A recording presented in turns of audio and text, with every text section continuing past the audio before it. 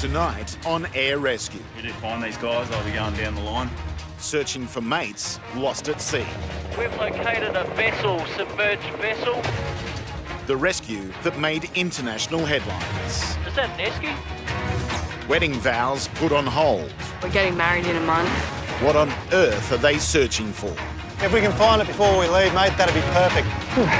And Shania's life-changing secret. You gotta listen to the doctor. The truth behind her fears. No needles, no needles.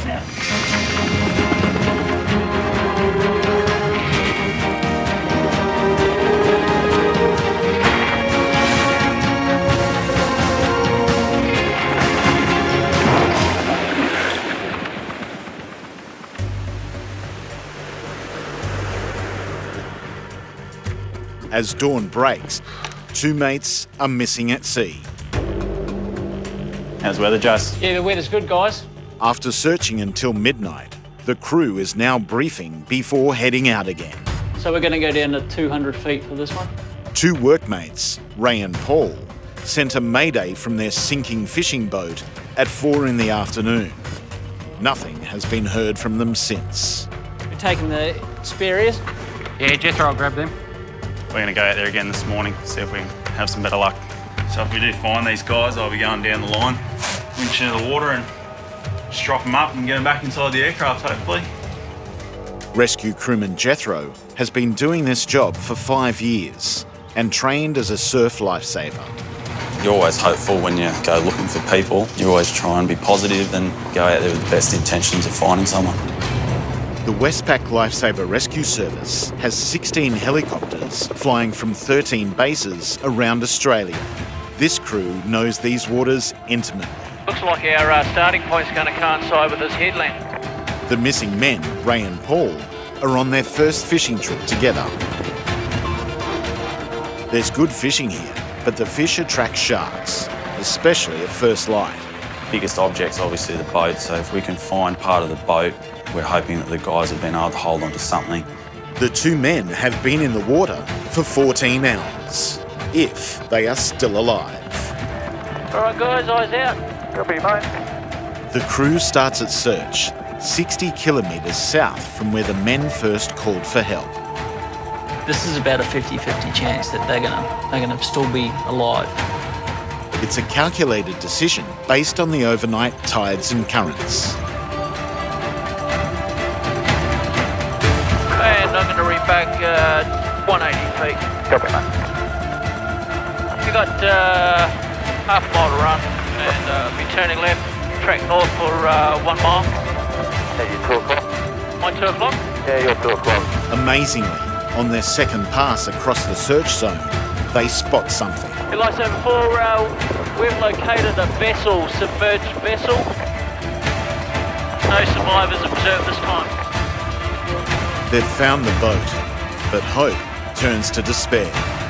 There's no trace of the missing men.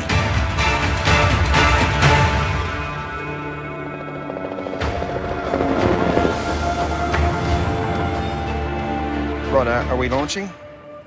Okay, no worries. Bye. Back at the Westpac base, the crew has got a call to a road accident. Westpac 1, good morning. First missed report is confirmed, 1 motorbike rider being assessed. Further report to follow. Paramedic Brad knows all too well the urgency required at a bike crash. Once we land on scene, we take responsibility for what happens to that patient. Ultimately, we don't want to be there long. Guys, I think it's on that bend where there's been a few fatalities there recently. It's an accident hotspot, and the news is getting worse. A motorcyclist patient had 3 fingers amputated from the left hand and suspected fracture in the lower left leg. If he's amputated a finger, we need to get him into surgery fairly quickly so they can reattach it if that's possible. Go beside the telegraph pole. Okay, clear the door. Forward 60. Forward 30. Elevate's all clear right, clear below, slope ground, right to left. For Brad and Greg, speed is now essential. The longer it takes to get the victim to hospital, the less chance they'll have of saving his fingers. This is 37-year-old Kane. Kane is in agony. His fiancée Kate was travelling close behind and was one of the first on the scene. I feel sick, I feel like throwing up, and we're getting married in a month, and I don't know if Kane's going to be okay. How you going at the moment? Yeah, right, mate. He's got first 3 fingers missing from his left hand. First 3 as in those 3? 1, 2, and probably 2.5. Okay, so middle 3, yep. Cool. He's got a fracture to his left ankle. Yep. It's an awkward thing to say, but Kane may have lost his wedding ring finger. Okay, we're going to give you a bit more pain relief before we move you. So just chill out, we'll get you sorted out. We just come around that corner, just heard a bike overtook us. It just overtook us like normal. Come up here, then got the death wobbles. And that's the outcome. Went straight to him. He said, oh, me finger. Yeah, gruesome. Which finger do we retrieve? Index finger, I think it is, Brett. Maybe if we get someone just to go look at that other bit. It turns out that only 2 of the fingers have been severed. A third is damaged, but one of the severed fingers is still missing. Hey, Robbie, you didn't find the finger. Robbie, the witness to the accident, is now conscripted into the search. If we can find it before we leave, mate, that'd be perfect. Cheers, mate. That's easier said than done. In the undergrowth and the passing traffic, they need to find the missing finger and get Kane to hospital.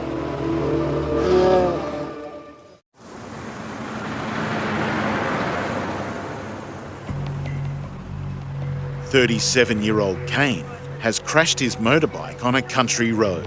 His ankle is badly broken and some fingers have been sliced off. One of those fingers is still missing. He's had no riding gloves on, so he's taken a couple of fingers off, and at the moment we're just looking for a section about that big. So it's going to be pretty hard, who knows. It's come off at high speed, so it could have flicked anywhere, or it's rolled up and looks like a rock now. We want to find him, get him on ice as quick as possible, just to save all the tissue and the nerve endings and that. But if we can't find it, we can't find it. He's more important at the moment. Get him to hospital and make sure he's all right. If someone's able to write down his details for us, that would be awesome. Found it. Where was it? Probably another 20 metres before the first one. It's been a morning commute that Robbie won't quickly forget. I'm all right.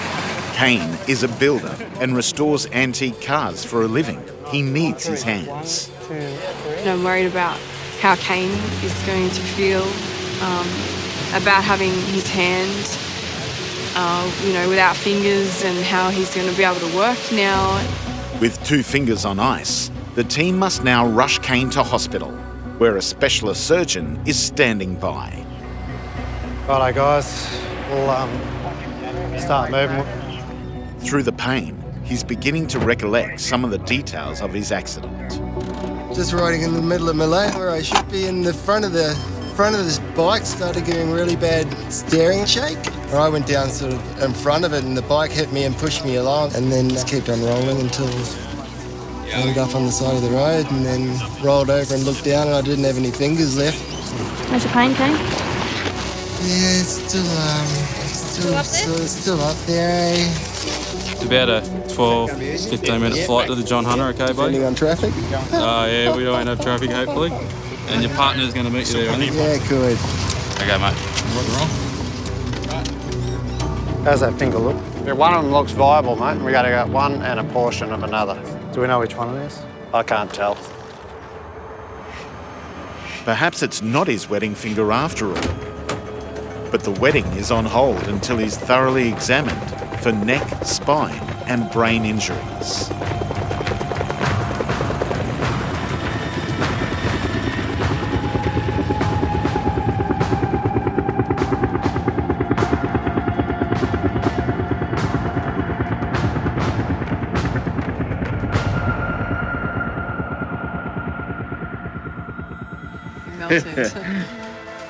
Glad my brother could make it. That was quite nice. So it was very trying for the both of us, and I think it was quite a nice thing to go through before the wedding, in a way. I just wasn't as caught up in the hype about the wedding as much. Really bringing it home how important people are and family, and having Kane healthy and alive is compared with shoes, for example. Yeah.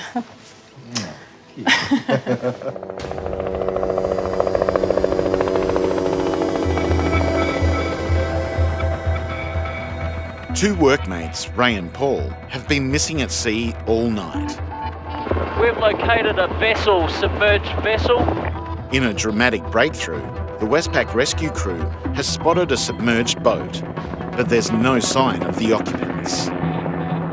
Hopefully the two persons from the boat are in the close proximity. They've been in the water for more than 14 hours. If they're not nearby, their chances of being found alive are remote. 069. Hey guys, what's that in the water there? But just minutes later, another object is sighted.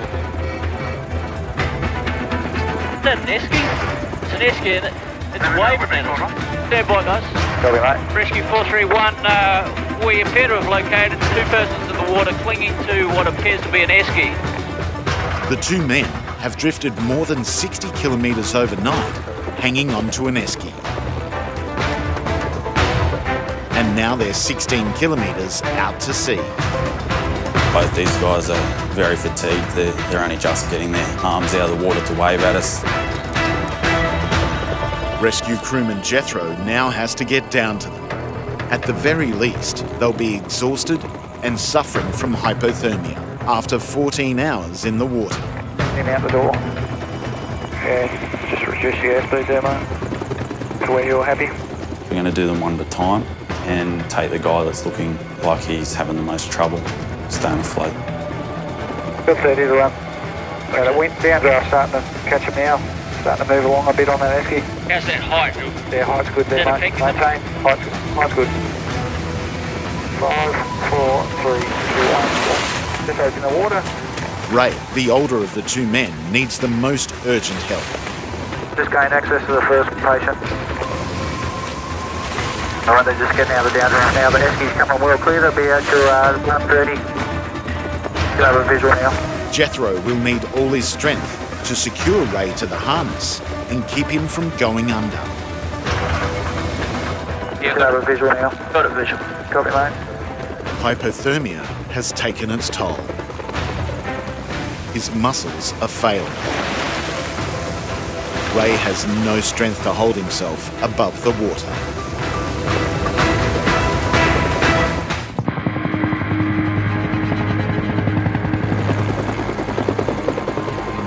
Two workmates have miraculously been found alive at sea after clinging to an Esky all night. Yeah, got a visual now. Got a visual. But the drama is not over. Rescue crewman Jethro now has to get a strap under Ray's legs, but he's exhausted and going under. Maintain. Height's good. Finally, with sheer strength, Jethro secures the harness. I got a thumbs up from Jethro. Got a thumbs up from him. That'll help you, mate. Clear the winch. Clear the winch. Roger, winch in. Height's good. He's really fatigued. I'm thinking when we get up to the door, I'm going to have to be really conscious of getting him through the door and pushing him the whole way across the seat. Got a hand on the wheel now.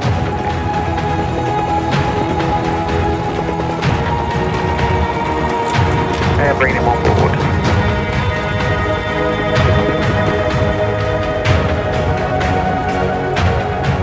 With Ray safely on board, the priority is to stabilise his body temperature. Moving the seat there now, mate. Roger, mate. Good, Jethro, back out the door there. But his exhausted mate is still below and alone after 14 hours in the water. That's good, mate. With the last of his strength, Paul is still clinging to the Esky. Yeah, mate. Height's good. Good 10 to run. A recent birthday present from his fiancée. I'll put him as close to a Esky as I can. It's kept him alive, but he's not yet out of danger. 3, 2, 1, and hold. Jethro's in the water now.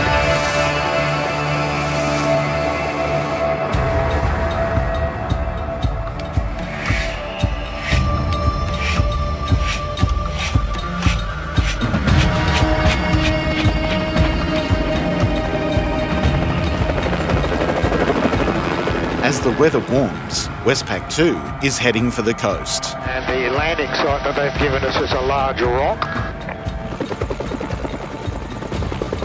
On board, Ben the doctor will be in charge of treatment today. Westpac 2, got that area clear. A young woman has potential head injuries after a serious accident on the rocks. I'm just going to run up here and see what's going on. I've got the surf lifesavers on the nose. I'm going to come in and just shorten the sander. Chief Pilot Mike has to put down on a small rock ledge right on the water's edge. If we could move forward 3 knots, if we move forward 3, 2, 1, hold. Okay, then you clear it out. So go straight forward and only straight forward. Moving out, moving out, moving out.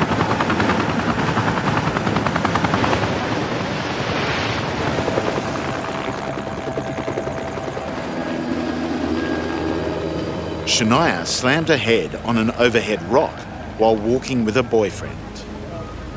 There was a ledge at about past eye level and she just ran into it, fell down onto the rocks. So she hit her head. When she fell back, did she hit her head again? No. There are fears that she's done serious damage to her neck. Hi.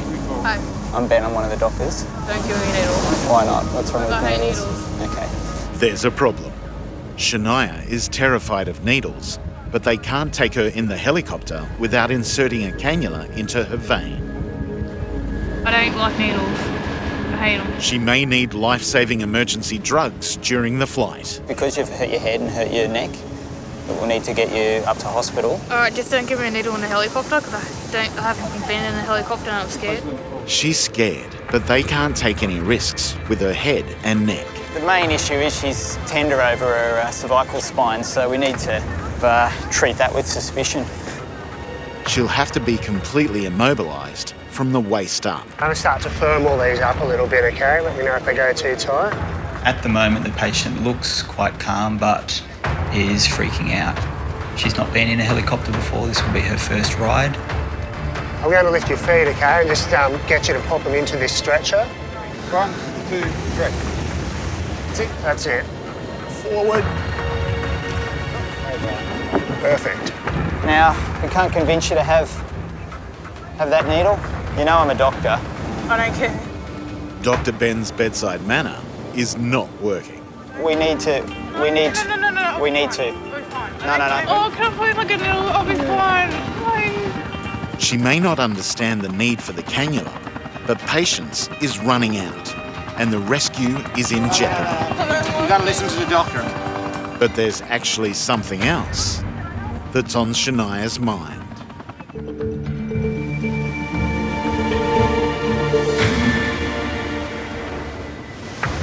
A serious accident at the beach has left a young woman with potential head and neck injuries. No, I'll be fine. Please. The Westpac team has flown to the rescue, but Shania is scared of needles. The rescue operation has ground to a halt. But her reactions aren't quite adding up. You gotta listen to the doctor. Okay. Let's not. Look, there's a lot of people putting a lot of effort into getting you off the beach. I'll use a small one. No, I don't want to. Please. It's a tourniquet. It's just a tourniquet. No, I'm not going to needle. Relax, honey. No needles. No needles. All right, little prick. Scratch.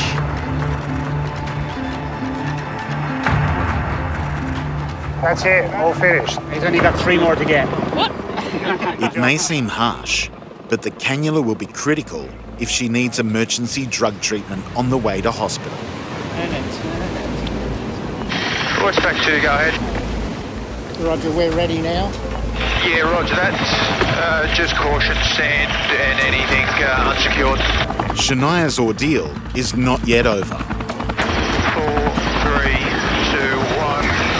Clear down 1. There's still her first flight in a helicopter. There they go, all right? And there's the thing that's been on her mind all this time. She is pregnant. This accident is the last thing she needed. The needle just made everything worse. So Westpac 2's departed the scene. How is she? She's Very stable. The helicopter is not as bad as she'd feared, and they didn't have to give her any drugs. But Shania still has a nervous wait. Has the fall hurt her unborn child?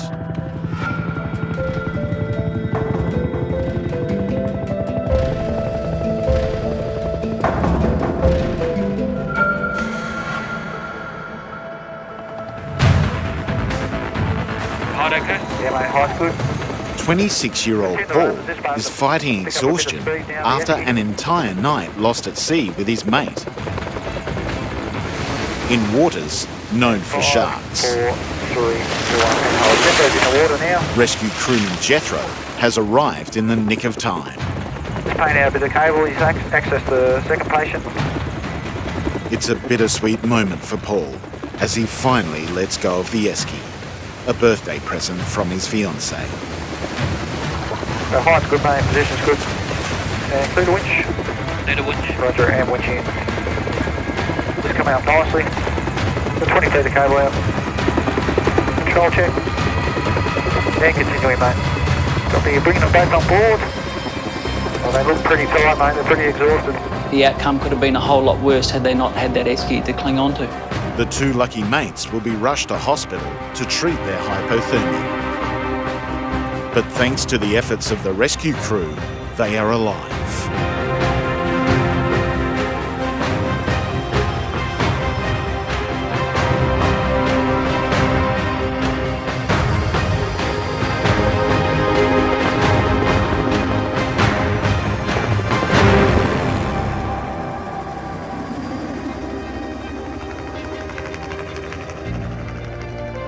During the night at one point, it actually crossed my mind to, should I let go of the Esky and take off my life jacket? There was moments where it was so cold that you just thought, you just want to put yourself out of your misery. You're thinking you're gonna, die of, long agonising death or, get taken by a shark. When the choppers actually found us, I don't think I could describe it properly, I remember saying to her, I'm gonna marry that woman, when I get back to shore. It's the other people that, keep you going. Your family, your friends and partners and stuff.